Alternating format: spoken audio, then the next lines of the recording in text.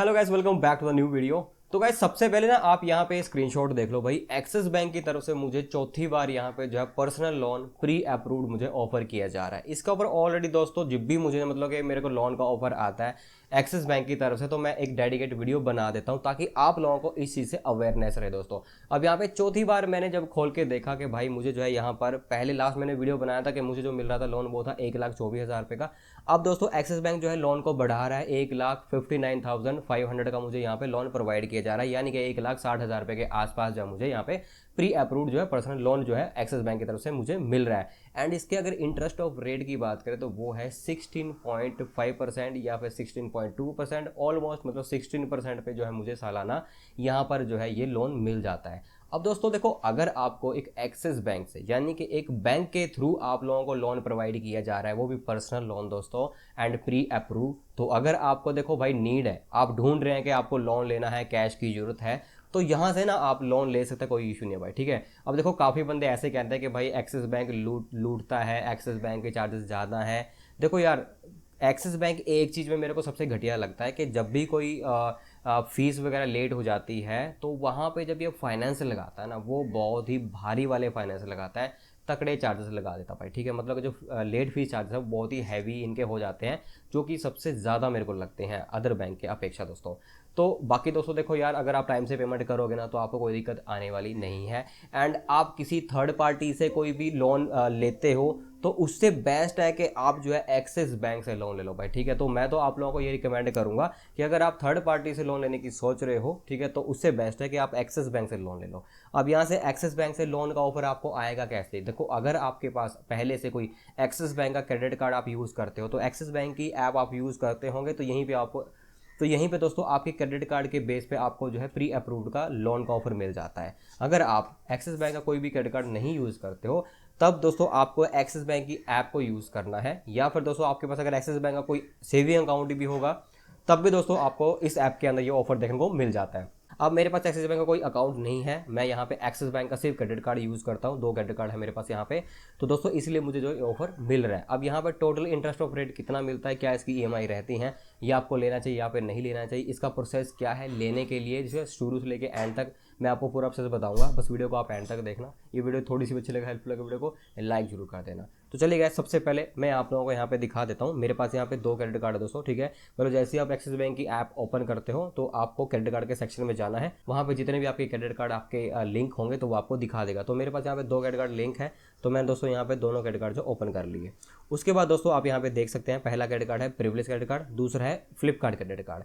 अब ये जो मुझे लोन का ऑफर मिल रहा है ना, वो कार्ड के बेस पे मिल रहा है। अब देखो यहाँ पे प्रिविलेज क्रेडिट कार्ड के ऊपर अगर मैं क्लिक करता हूँ तो मुझे यहाँ पर आप देख सकते हैं पूरे 1,59,000 का मुझे लोन प्रोवाइड किया जा रहा है, जस्ट फॉर यू लिखा हुआ है। ठीक है। अगर मैं दोस्तों चला जाता हूँ यहाँ पर Flipkart axis bank credit card के ऊपर क्लिक करता हूँ तो यहाँ पे मुझे कोई लोन का ऑफर नहीं मिल रहा है। यहाँ पे जो ऑफर मिल रहा है वो अलग है, वहाँ पे जो ऑफर मिल रहा है वो अलग है, वो लोन का ऑफर है।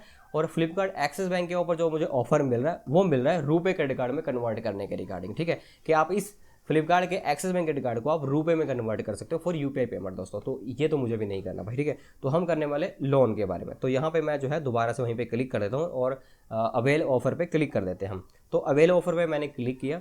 अब यहाँ पे आप देख सकते हैं जो एक्सिस बैंक का कैलकुलेटर है, ईएमआई कैलकुलेटर, वो यहाँ से इस तरह से खुल के आ जाता है। अब यहाँ पे कैलकुलेटर ईएमआई अमाउंट पेएबल में हमने अमाउंट बाय डिफॉल्ट सेलेक्ट किया और जो भी अमाउंट हमें मिल रहा है हमने टोटल सेलेक्ट किया हुआ है। तो टोटल भी आप ले सकते हो, उसमें से थोड़ा बहुत आपको कम करना पड़ता है क्योंकि इसी में से आपकी प्रोसेसिंग फीस कटती है, तो इस चीज़ का आपको ध्यान रखना है। अब यहाँ से आप चाहो तो इसको कम कर लो, जैसे कि मैंने 90,000 कर दिया। अब यहाँ पे देख सकते दोस्तों, अगर आप 90,000 करते हो तो आपको यहाँ पे 3 कैटेगरीज मिल जाती हैं टेनर के रूप में। मिनिमम 24 मंथ, मिडिल में आप 36 मंथ ले सकते हैं, मैक्सिमम आप इसको 48 महीने के लिए ले सकते हैं। अब दोस्तों अगर आपने अमाउंट जो है 90,000 से ऊपर कर दिया तब दोस्तों आपको सिर्फ 48 मंथ का ही ऑफर मिलेगा, उसमें कम नहीं मिलेगा, ज़्यादा का ही मिलेगा। मैक्सिमम जो आप कर सकते हो वो है 48 मंथ यानी कि 4 साल दोस्तों। अब दोस्तों यहाँ पर हम जो है फुल अमाउंट तो ले नहीं पाएंगे, तो हम फुल अमाउंट यहाँ पे लेना भी नहीं चाहते दोस्तों। ठीक है। तो मैंने यहाँ पे दोस्तों आप देख सकते हैं 1,50,000 रुपये मैंने जो अमाउंट है यहाँ पे वो सेट कर दिया। अब 1,50,000 रुपये अमाउंट सेट करने के बाद जो हमारी EMI का टेनर है वो है 48 मंथ का। अब जो हमारी EMI बनेगी दोस्तों वो होगी दोस्तों 4249 रुपये 36 पैसे की। एंड इसका जो रेट ऑफ इंटरेस्ट होगा दोस्तों वो रहेगा 16.2%। जैसे कि मैंने आपको वीडियो के दौरान बताया था कि आपको 16% से ऊपर इंटरेस्ट ऑफ रेट पड़ेगा सालाना दोस्तों। तो ये बढ़ रहा है 16.2% दोस्तों, ठीक है। 4249 की किस्त रहेगी आपकी। वन टाइम आपको जो प्रोसेसिंग फीस देनी होगी वो होगी 3000 प्लस जीएसटी, जो कि कुल मिला के बन जाता है 3540 दोस्तों। तो ये वन टाइम आपको पे करना पड़ेगा आपके ईएमआई से अलग, यानी कि जो प्रोसेसिंग फीस है पहली ईएमआई में लग के आ जाएगी। पहली ईएमआई आपकी 4249 प्लस 3540 के आसपास जोड़ के आपको दिया जाएगा। उसके बाद जो आपका नेक्स्ट ईएमआई होगा वो 4249 ही होगा, ठीक है। जो आपका चल रहा है कंटिन्यू वो चलता रहेगा। धीरे धीरे आपका इंटरेस्ट ऑफ रेट कम होता रहेगा, बट आपका जो लोन का ईएमआई है वो सेम रहेगा, इंटरेस्ट ऑफ रेट कम होता चला जाएगा दोस्तों।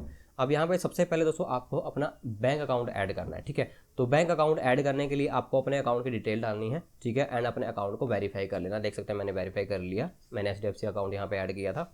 और अकाउंट वेरीफाई करने के बाद 1 रुपये यहाँ पे आप देख सकते हैं मनी रिसीव हो चुके हैं एचडीएफसी बैंक के अंदर। तो ये सब कर लेने के बाद दोस्तों जब आपका अकाउंट वगैरह वेरीफाई हो जाता है तब आपको यहाँ के नीचे एक ऑप्शन नजर आ जाएगा टर्म एंड कंडीशंस का। तो आपको इस कंडीशन को एक्सेप्ट करना दोस्तों। एक्सेप्ट करने के बाद दोस्तों जैसे आप एक्सेप्ट कर लेते हो तो आपके सामने जो है एक्सेप्ट करते ही दोस्तों टर्म एंड कंडीशंस खुल के आ जाएंगी, जिसके अंदर लिखा हुआ है दोस्तों पूरा ईएमआई शेड्यूल की फास्ट स्टेटमेंट 1 से लेकर 2 पेज होंगे दोस्तों, ठीक है। Outstanding principal, interest of rate and EMI सब की सब डिटेल आपको यहाँ पे क्लियरली मेंशन हो जाएगी। पहला आपका यहाँ पे देख सकते हैं नंबर 1 पे क्या है, 1,50,000 रुपया आपका यहाँ पे डाउन मतलब कि आउटस्टैंडिंग रहेगा, जो कि आप लोन अमाउंट ले रहे हैं। प्रिंसिपल अमाउंट इसके अंदर आपने जो दिया पहली ईएमआई के अंदर वो है 2252 रुपये 10 पैसे। इसके अंदर जो आपने इंटरेस्ट पे किया वो कितना है 1997.26 पैसे। टोटल जो ईएमआई बनी इन दोनों को मिला के वो बन गई दोस्तों यहाँ पे 4249 रुपये। तो ऐसे ही दोस्तों आप यहाँ पे देख सकते हैं 1 बाय 1 जो है आपकी ईएमआई जहाँ से जाती रहेगी। आउटस्टैंडिंग आपका कम होता चला जाएगा, प्रिंसिपल अमाउंट आपका जो है वो भी कम होता चला जाएगा थोड़ा थोड़ा, एंड जो इंटरेस्ट ऑफ रेट है वो भी थोड़ा थोड़ा डाउन होता चला जाएगा, एंड जो आपका ईएमआई रहेगा वो आपका सेम रहेगा। ईएमआई के अंदर कोई भी चेंजेस आपको नहीं देखने को मिलेगा। उसके बाद दोस्तों आप यहाँ पर देख सकते हैं जो इसका ईएमआई शेड्यूल एंड स्टेटमेंट के अंदर एक पैरामीटर्स है।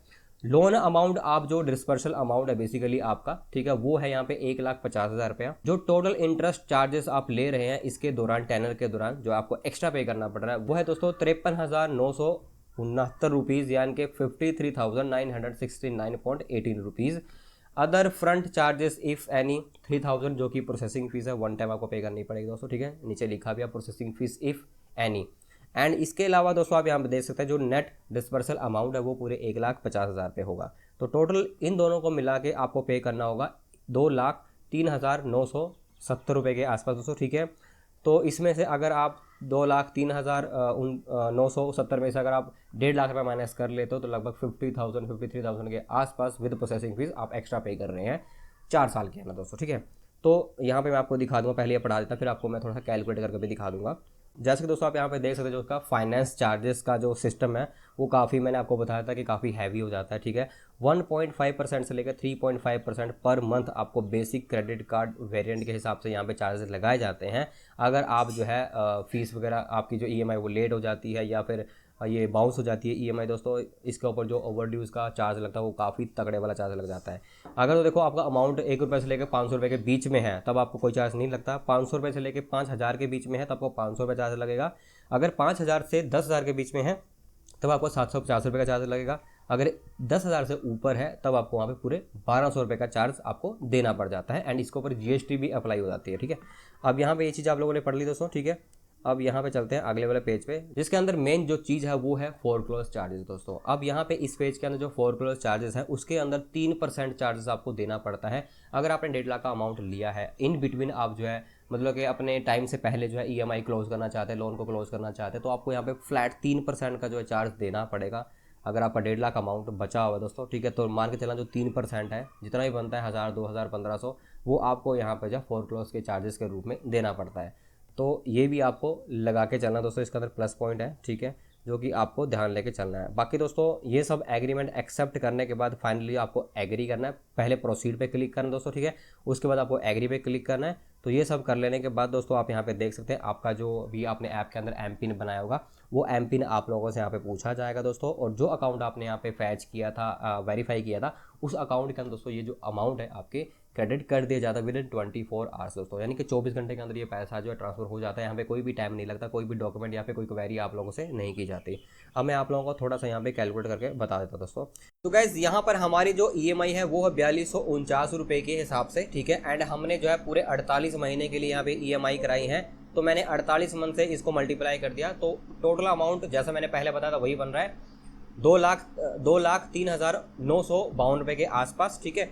अब दोस्तों ये तो हो गया, आपने पहले भी देख लिया। अब हम करने वाले हैं 1 लाख रुपया हमने जो है यहाँ पर मान के चलते हैं, ठीक है। 1 लाख रुपए के ऊपर जो है हम इंटरेस्ट ऑफ रेट कितना पे कर रहे हैं एक्सिस बैंक को, 16.2% दोस्तों, और मैं इसको 100 से डिवाइड कर देता हूँ। तो 16,200 अमाउंट जो है 1 साल का 1 लाख रुपए का हम पे कर रहे हैं, और हमने अमाउंट कितना लिया है 1.5 लाख रुपया। तो दोस्तों अगर 1.5 लाख रुपए अमाउंट होगा तो इसका आधा कर लेना, तो वो बन जाता है 8100 दोस्तों। तो मैं इसके अंदर 8100 प्लस कर देता हूँ, तो टोटल अमाउंट जो बन गया इंटरेस्ट ऑफ रेट है वो है 24,300, 1.5 लाख रुपए का 1 साल के दौरान दोस्तों, यानी कि 1.5 लाख रुपए आपने जो है 1 साल में अगर आपने चुकाना है 16.2% के हिसाब से, तो टोटल आपको 24,300 अमाउंट देना पड़ता है। अब इस अमाउंट को दोस्तों हमने 4 साल के लिए लेना है। आपको पता है कि 1.5 लाख रुपए हम जो 4 साल के लिए ले रहे हैं दोस्तों। तो अगर फिक्स इंटरेस्ट ऑफ रेट होता है तो दोस्तों आपको बहुत ही भारी चार्ज पड़ता है, यानी कि अगर मैं इसको मल्टीप्लाई कर दूँ 4 से, यानी कि 48 महीने 4 साल, तो दोस्तों ये बन गया 97,200। और आपने देखा कि अगर 97,200 में मैं 1.5 लाख रुपए ऐड कर लेता हूँ तो अमाउंट बन जाता है 2.5 लाख के आसपास। बट हम इतना तो इनको वापस दे ही नहीं रहे हैं, हम दे रहे हैं इनको 2,03,000 या फिर 2,07,000 रुपये दोस्तों, ठीक है। तो अगर मैं इसके अंदर दोस्तों यहाँ पर प्लस कर लेता हूँ 1.5 लाख रुपया, क्योंकि हम 1.5 लाख रुपये यहाँ से लोन ले रहे हैं, तो 2,47,200 टोटल अमाउंट बन जाता है, अगर 16.2% के हिसाब से यहाँ पे हमें इंटरेस्ट ऑफ रेट देना पड़ता है। और दोस्तों हम यहाँ पे दे कितना रहे हैं, मैं माइनस कर लेता हूँ, 2,07,000 दोस्तों 969 रुपये के आसपास हम टोटल इनको पे कर रहे हैं। तो लगभग 40,000 रुपया आपका यहाँ पर कम क्यों है, क्योंकि दोस्तों ये जो 16.2% का इंटरेस्ट ऑफ रेट है ये एक्चुअल में फिक्स नहीं है, ये वेरिएबल है। जैसे जैसे आपकी किस्तें जाएंगी दोस्तों वैसे वैसे इंटरेस्ट ऑफ रेट भी कम होता चला जाएगा। तो लास्ट में इसकी कैलकुलेशन अगर निकालो तो इसका जो इंटरेस्ट ऑफ रेट निकलता है दोस्तों, तो यहाँ पर मैं 1.5 लाख रुपया ले लेता हूँ दोस्तों, और इसको मैं मल्टीप्लाई करता हूँ दोस्तों यहाँ से 12% से, एक एग्जांपल के तौर पे दोस्तों 100 से डिवाइड कर लेते हैं, तो 18,000 रुपये 1 साल का बन जाता है, और इसको 4 साल से डिवाइड कर लेता है तो बन जाता है 72,000 रुपये। अभी भी ज़्यादा है दोस्तों, ठीक है, मतलब कि 1 साल का जो 4 साल का जो इंटरेस्ट ऑफ रेट है अभी भी ज़्यादा है। अब हम इसको करते हैं दोस्तों 1.5 लाख को, यानी कि जो इंटरेस्ट ऑफ रेट है वो अराउंड आपको पड़ रहा है 9% के हिसाब से। मैं आपको एग्जांपल करके प्रॉपर समझा रहा हूँ दोस्तों। 13,500 बना 1.5 लाख का 1 साल के अंदर, मल्टीप्लाई 4 कर लेते हैं तो बन गया 54,000 दोस्तों। तो ये जो इंटरेस्ट ऑफ रेट है दोस्तों कैलकुलेशन के हिसाब से मैंने पूरा बता दिया आप लोगों को कि आपको 9% के हिसाब से 4 साल के अंदर, यानी कि जो आपको इंटरेस्ट ऑफ रेट मिल रहा है वो मिल रहा है 9%। पर्सनल लोन 9% पे कौन देगा, कोई थर्ड पार्टी ऐप आपको जो है 25 से 30% से कम नहीं देगी। बट एक्सिस बैंक आपको जो यहाँ पर बैठे बैठाए, ठीक है, प्री अप्रूव्ड लोन दे रहा है विदाउट एनी डॉक्यूमेंट दोस्तों 9% के हिसाब से। आपने यहाँ पे कैलकुलेशन देख लिया दोस्तों, बाकी आप भी अपने एंड से कैलकुलेशन कर लेना किस्तों के हिसाब से जो भी अमाउंट आया है, जो भी इसने इंटरेस्ट ऑफ रेट दिखाया दोस्तों। तो दोस्तों ये थी फुल जानकारी एक्सिस बैंक के प्री अप्रूव्ड पर्सनल लोन के बारे में दोस्तों। अगर आप लेना चाहते हैं, आपको रिक्वायरमेंट है तो आप ले सकते हैं। इंटरेस्ट ऑफ रेट काफ़ी रीजनेबल है, ठीक है। अगर आपको इमरजेंसी है तो आप लोन ले सकते हैं, अगर नहीं है तो भाई फिर तो आप इग्नोर करा दोस्तों। तो होप करता दोस्तों कोई जानकारी वीडियो आप लोगों को पसंद आई होगी। अगर पसंद आई इस वीडियो को लाइक करना, चैनल को सब्सक्राइब करना।